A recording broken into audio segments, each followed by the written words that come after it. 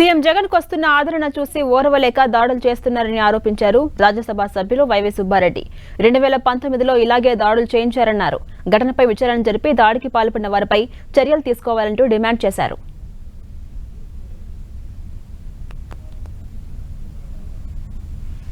ఈ దాడి జరిగిన దానికి ప్రాణాల నుంచి బయటపడ్డారు.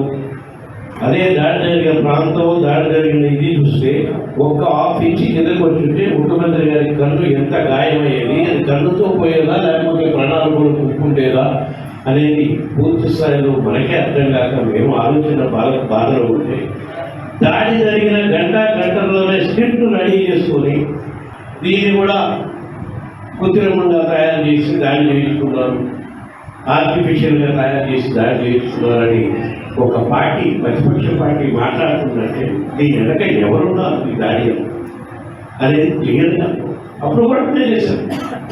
ప్రాణాపాయం నుంచి కత్తి ఎయిర్పోర్ట్లో కత్తి దాడిలో అప్పుడు ప్రతిపక్ష నాయకుడిగా ఉన్న మా పార్టీ నాయకుడు జగన్మోహన్ రెడ్డి గారు బయటపడితే అది కోడి కత్తి డ్రామా, అది వల్ల ఎలక్షన్ కోసం చేశామని చెప్పి చెప్పుకుంటే